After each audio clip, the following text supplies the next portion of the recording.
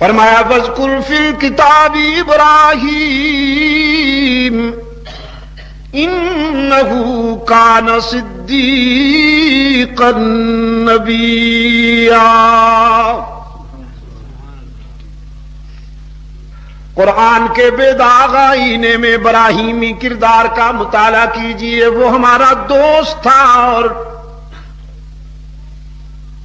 مسند نبوت کا تاجدار تھا۔ دعوت و تبلیغ کے راستے میں آیا، سب سے پہلے باپ سے مقابلہ ہوا۔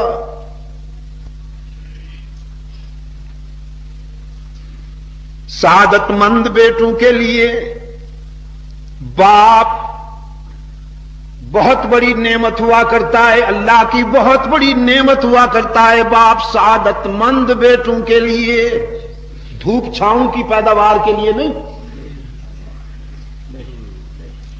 اور دھوپ چھاؤں کی پیداوار تو انتظار کرتی ہے کہ بڈھا کب مرے گا، جان ہی نہیں چھوڑتا۔ یہ مرے تو بینک بیلنس پہ قبضہ کروں، اب گن گن کے نوٹ دیتا ہے، پھر سارے میرے اپنے ہوں گے۔ لیکن سعادت مند بیٹوں کے لیے باپ بہت بڑی نعمت ہوتا ہے اللہ کی، جس طرح باپ کے لیے اولاد بہت بڑی نعمت ہے اللہ کی۔ خلیل نے دیکھا ایک طرف فطری محبت ہے اور دوسری طرف اللہ کی مشیت۔ باپ کہتا ہے میرے لیے رب کو چھوڑ دو، اور اس کی مشیت ہے میرے لیے نا جی، بھول جاتے ہو نا، اب یاد آیا نا، تھوڑا سا پش کیا میں نے تو تب یاد آیا نا۔ باپ کہتا ہے میرے لیے رب کو چھوڑ دو اور اس کی مرضی ہے میرے لیے۔ ہاں باپ کیا ہوتا ہے؟ توحید تو یہ ہے کہ خدا حشر میں کہہ دے تم تو راضی کرتے پھرتے ہو نا، یہ بھی خوش رہے، یہ بھی خوش رہے اور وہ بھی خوش رہے۔ توحید تو یہ ہے کہ خدا حشر میں کہہ دے یہ بندہ دو عالم سے خفا میرے لیے ہے۔ باپ کہتا ہے میرے لیے رب کو چھوڑ دو اور اس کی مرضی ہے میرے لیے سب کو چھوڑ دو۔ وہ دوستی ہی کیا جو امتحان نہ لے، وہ دوستی ہی کیا جس میں آزمائشیں نہ ہوں۔ دو راہے پہ کھڑا ہے ابراہیم، ہزارہ کے روشن ضمیروں،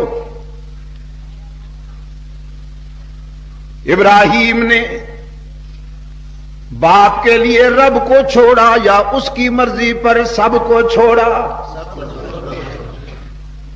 کتنا پیارا انداز ہے خلیل کا، راہ محبت میں چلنے والوں کے لیے، راہ وفا میں چلنے والوں کے لیے کتنا پیارا سبق ہے ابراہیم کے کردار میں، کہ جب بیٹے ہیں تو اللہ کی مرضی پر باپ کو قربان کر دیا، اور جب باپ بنا تو اس کی مرضی پر بیٹے کو قربان کر دیا۔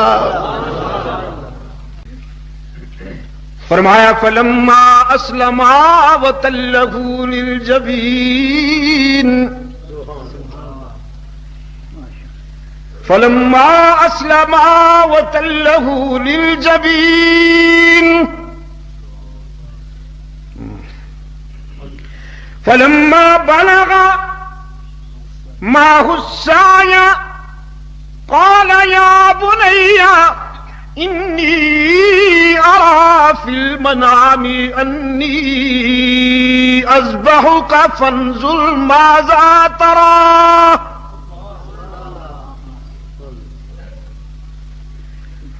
فلما بلغ معه السعي، عشق و محبت کے مرحلوں سے گزرنے والا عاشق صادق، وفاؤں کا پیکر ابراہیم،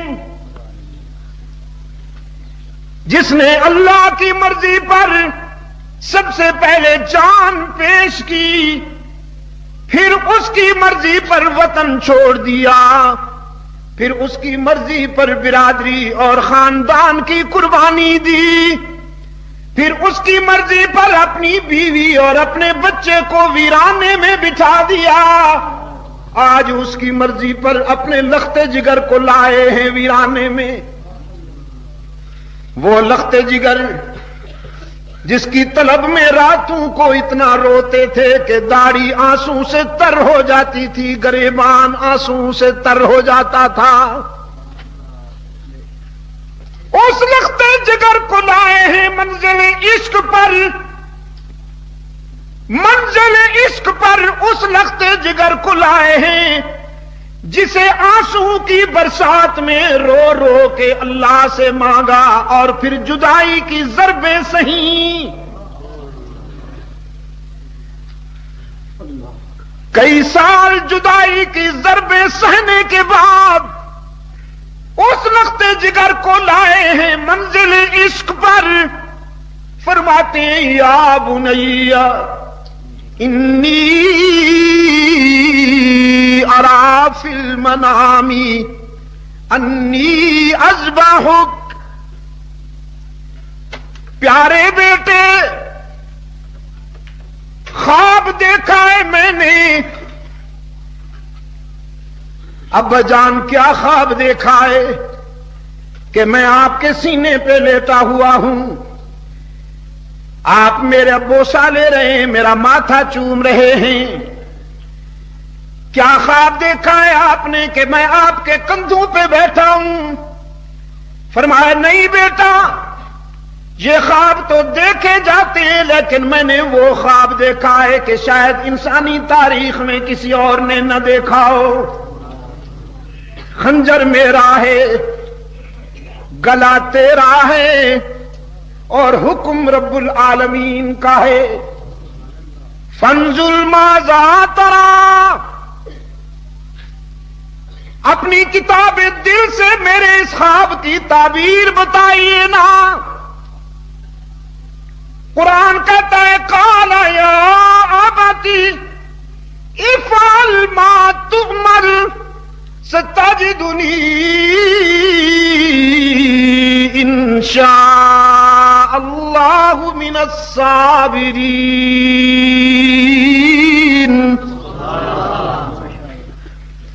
سعادت مند فرزند نے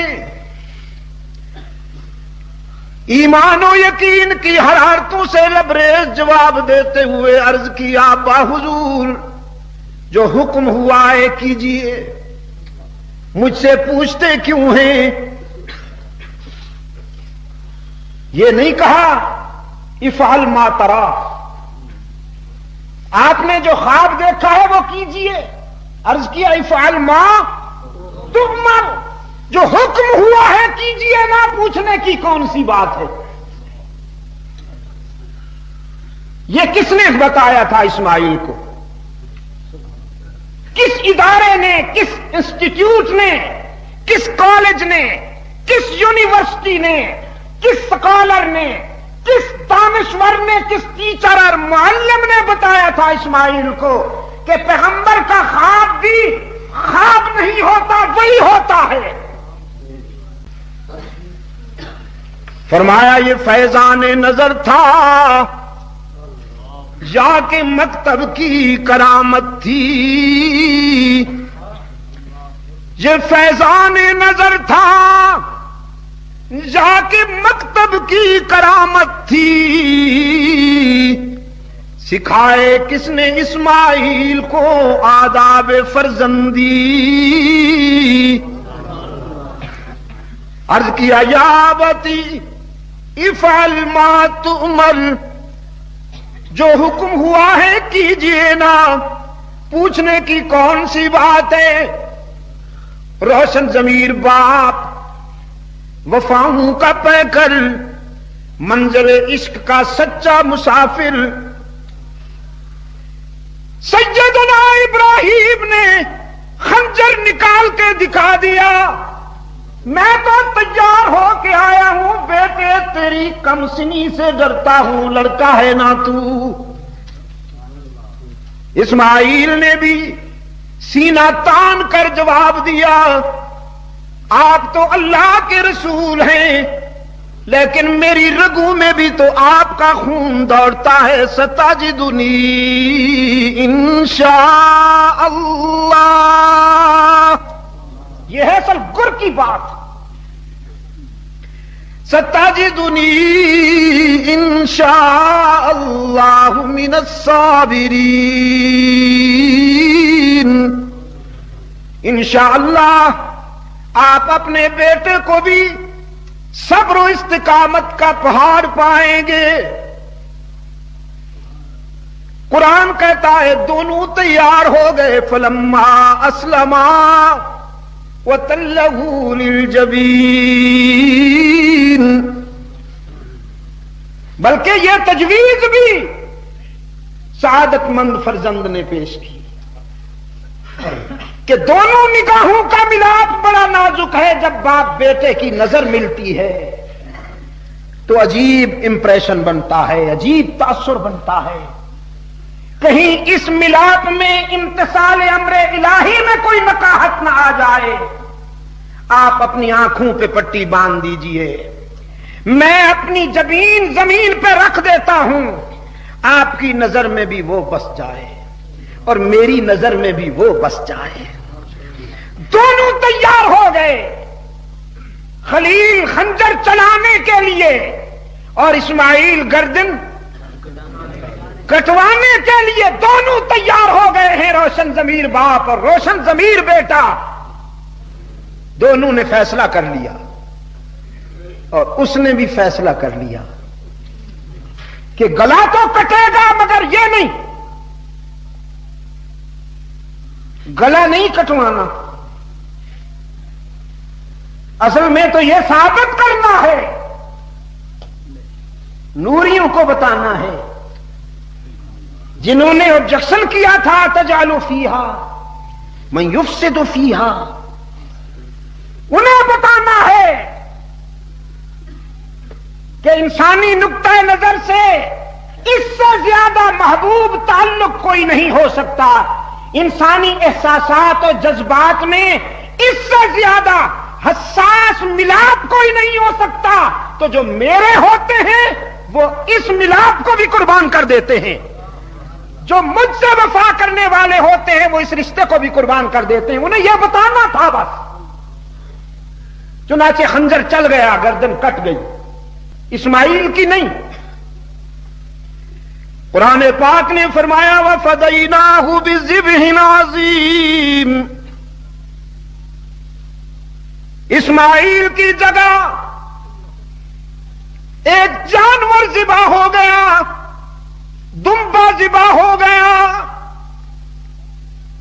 اس کا گلا کٹنے کے نتیجے میں گرم گرم خون خلیل کے ہاتھوں پہ آیا۔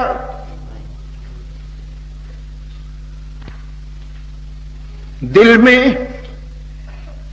راحت و مسرت کی لہریں اٹھیں، یہ سمجھ کر کے میرے بچے کا گلا کٹ گیا ہے، اس کی مرضی پر جو میں چاہتا تھا وہ ہو گیا۔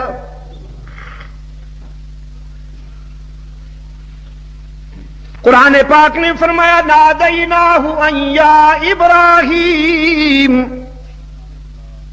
ہاتھوں پہ خون آیا، اوپر سے فون آیا، پکارا رب العالمین نے، قد صدقت الرؤیا،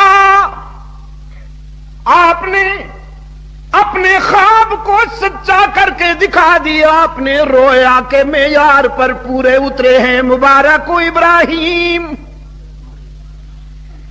اب تو یقین ہو گیا، پہلے خون نے اطلاع دی تھی، اب خون بھی آ گیا، اب تو یقیناً میرا لخت جگر قربان ہو گیا ہے اس کی مرضی پر۔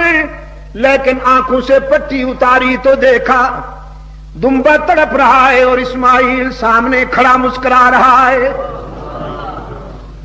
فکر و نظر میں پھر زیرو بم آیا، فکر و نظر میں پھر مد و جزر آیا، سوچنے لگے کیا ہوا، کہیں میں مس تو نہیں کر بیٹھا، رب العالمین نے فرمایا انا کذالک نجزی المحسنین،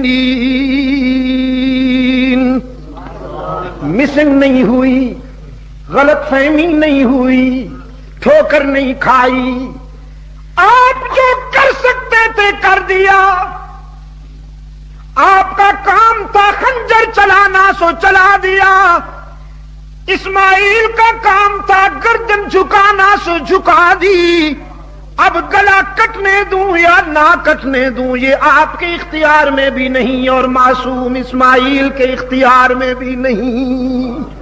نعرہ تکبیر، یہ اختیار صرف میرے پاس ہے، میں جو چاہوں وہی کرتا ہوں، یہ اختیار میرے اپنے پاس ہے خلیل، یہ تیرے پاس بھی نہیں، تیرے رخت جگر کے پاس بھی نہیں۔ تو نے راہ وفا میں استقامت کا مظاہرہ کیا، تو نے وفا میں کمی نہ کی تو ہم جزا میں کیوں کمی کریں؟ انا کذالک نجزی المحسنین، یہ یہاں سے بات چلی تھی معذرت کے ساتھ۔ سو آپ نے حق ادا کر دیا، اب ذرا لے جائیے اسماعیل کو، وہاں ہاجرہ کی مامتا بے قرار ہوگی، اس نے کہاں کٹنا ہے، اس کی نسل سے تو میرا محبوب آئے گا، اس کے صلب سے تو رشد و ہدایت کے چشمے پھوٹیں گے، یہ تو سویروں کا نقیب ہے، یہ تو اجالوں کا علمبردار ہے،